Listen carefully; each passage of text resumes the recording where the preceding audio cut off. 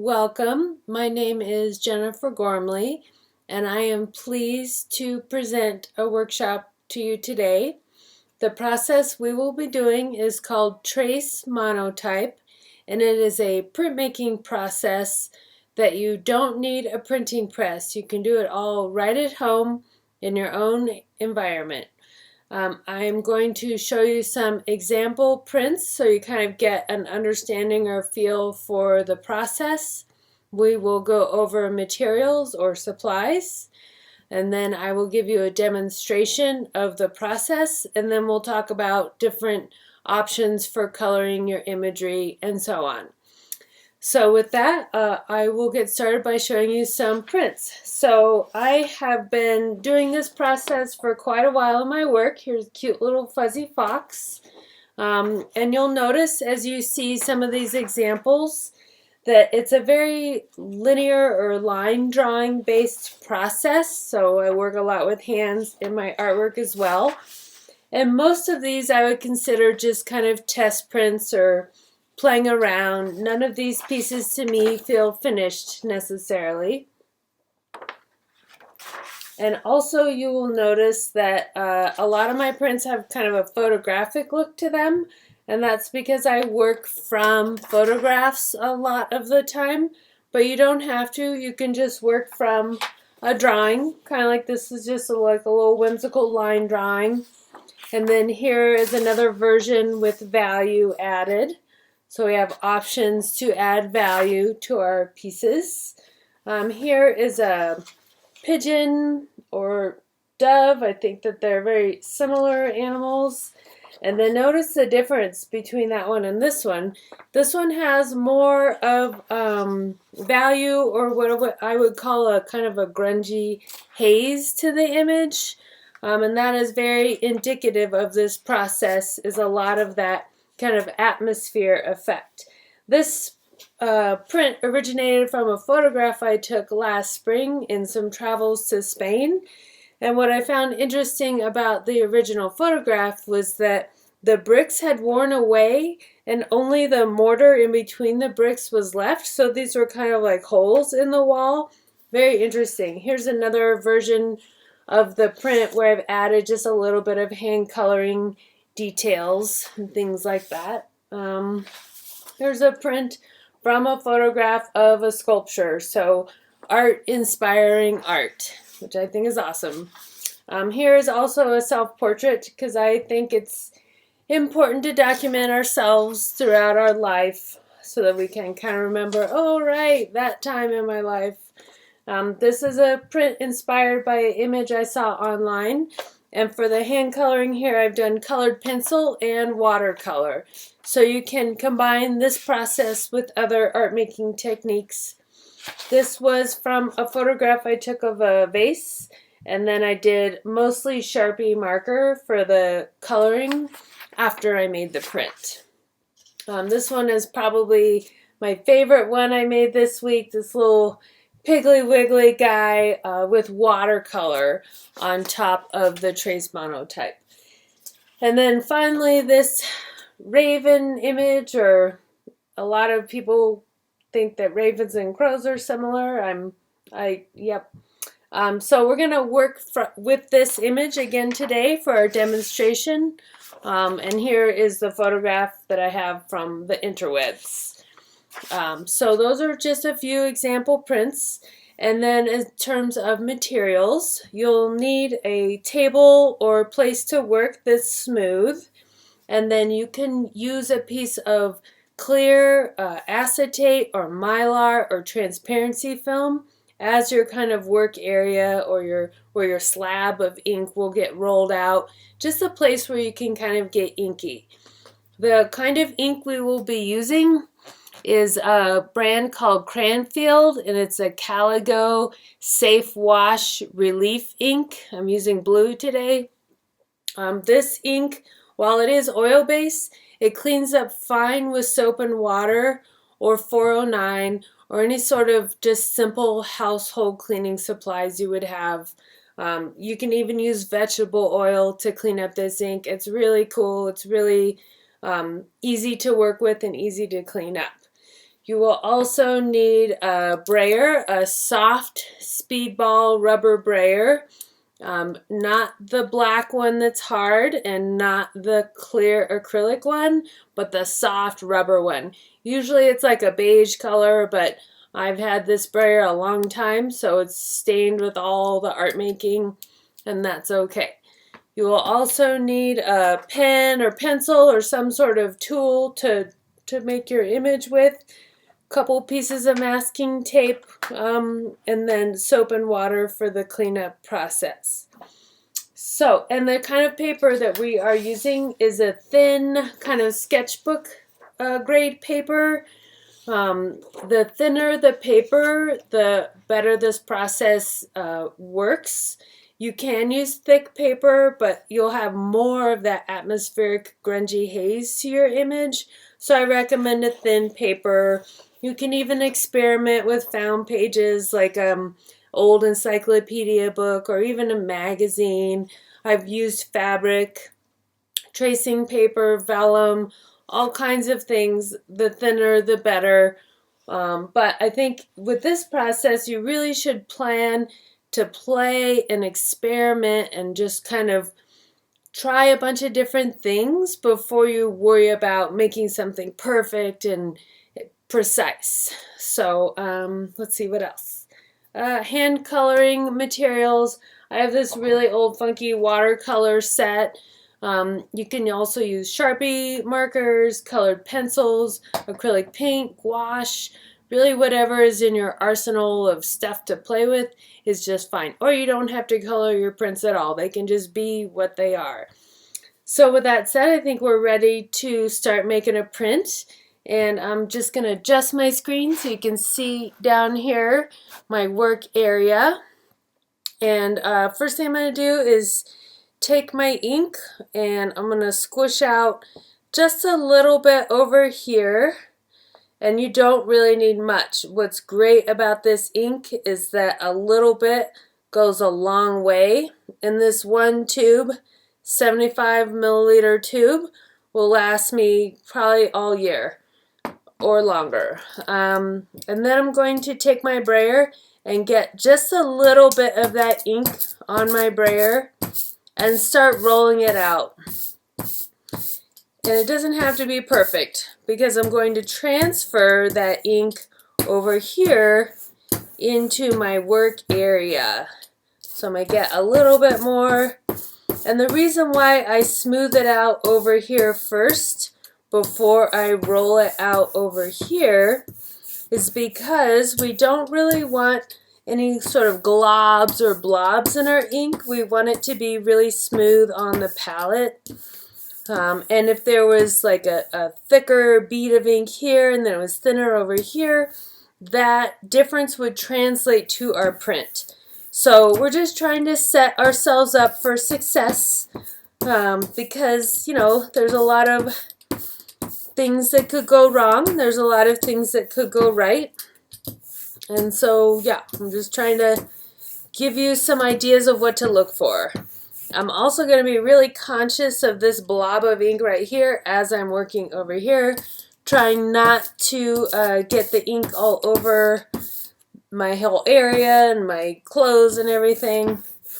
So what we're looking for is a nice smooth slab of ink here that is about the size of our image, maybe just a little bit bigger.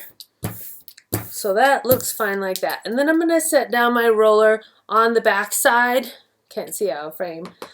Because then that way it's much easier to clean up if I don't lay it down and get ink all over everywhere. So I'm just going to set it out of the way here.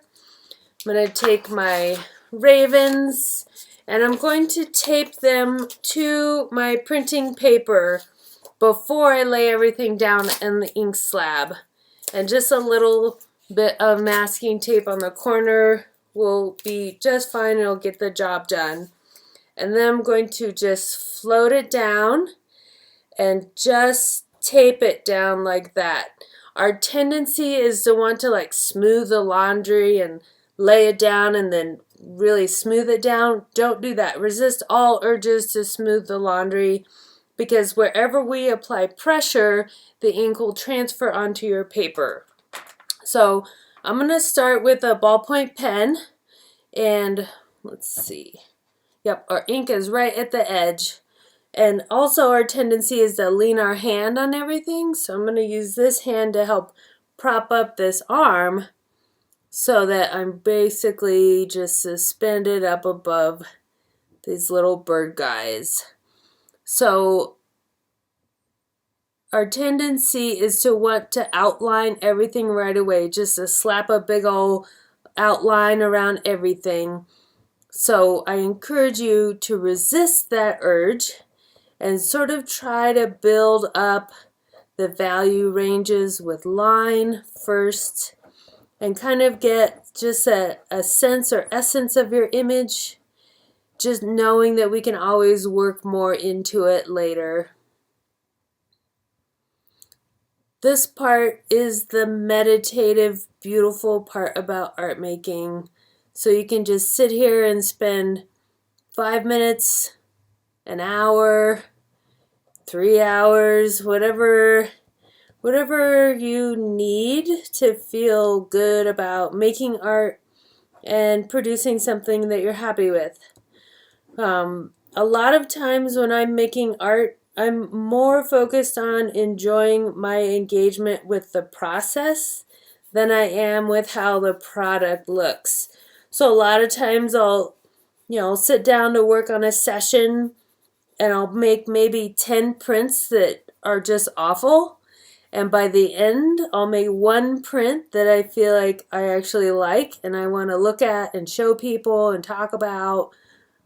So, I always adjust my expectations, especially when I'm trying a new process.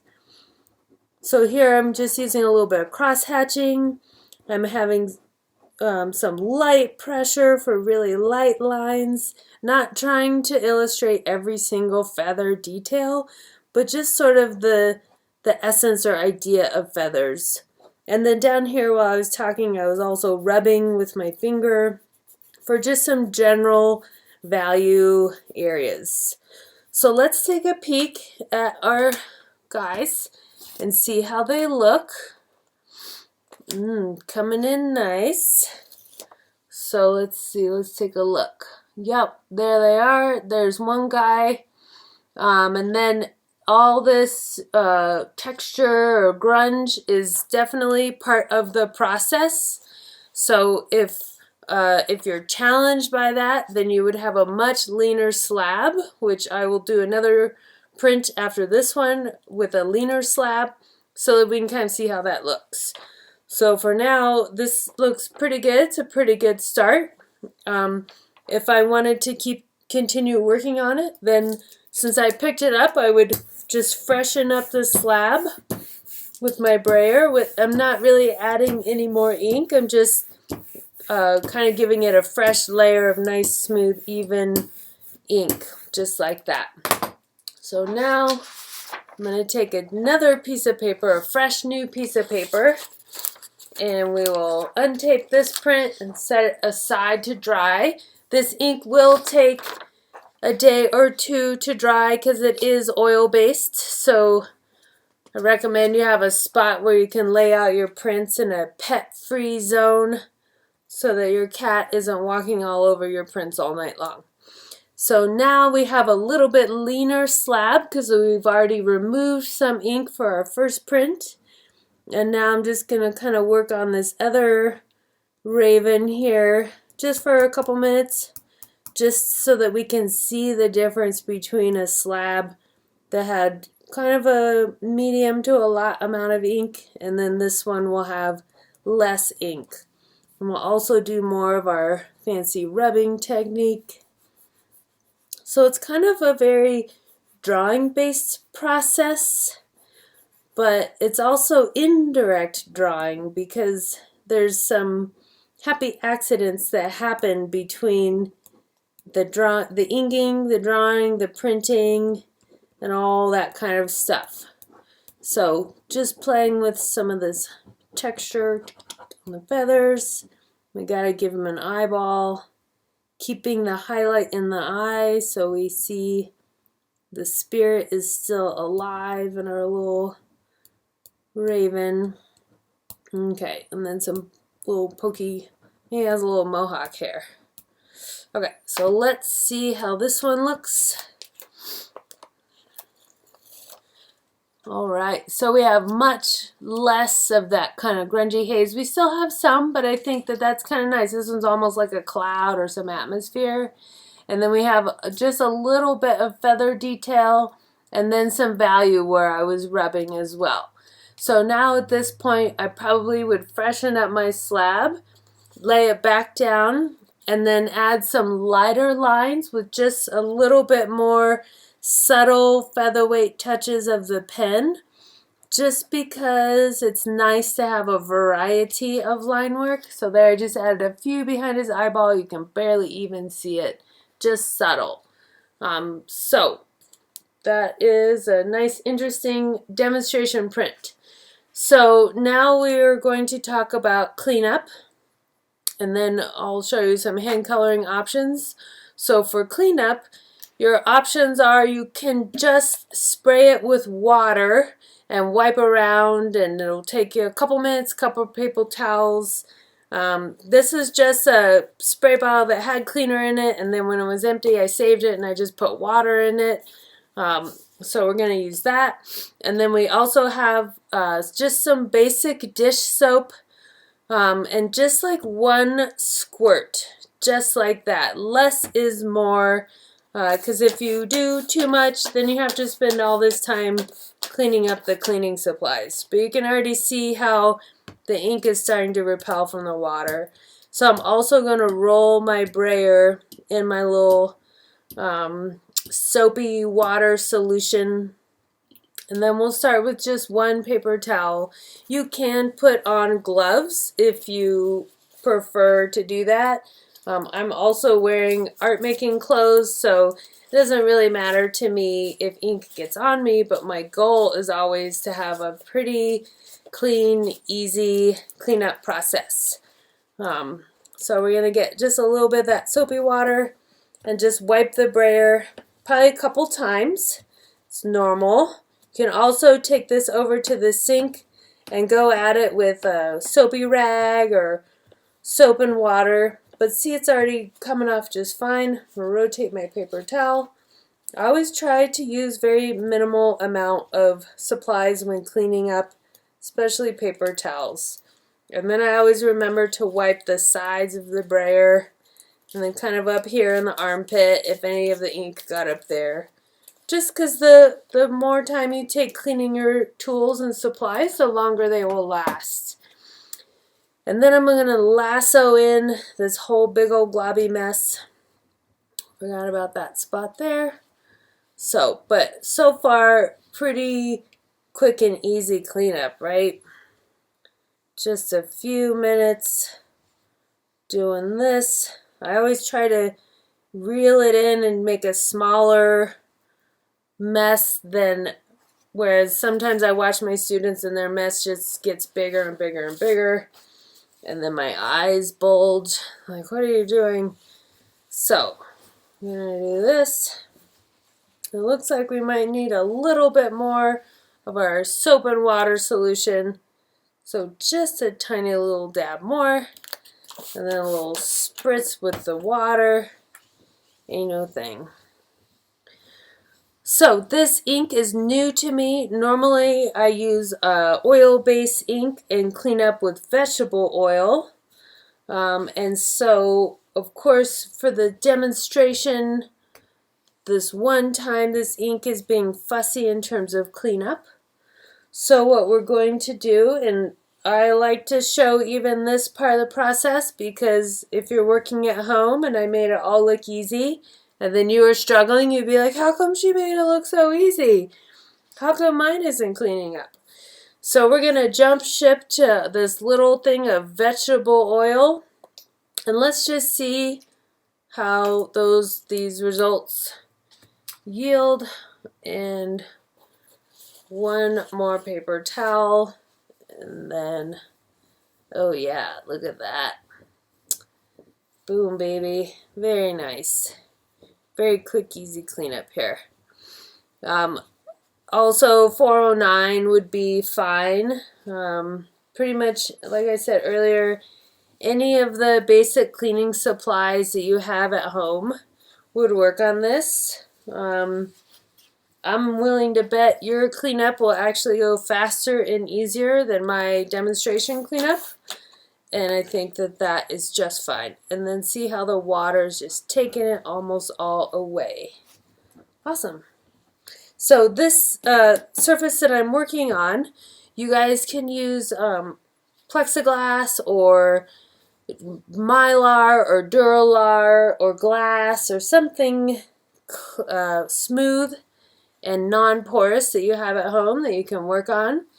I'm using a piece of plexiglass that is taped to a piece of foam core so that it's a lightweight portable slab that has some whiteness to it. So, and now we have the blue hands, so I know I made art today, so that makes me happy.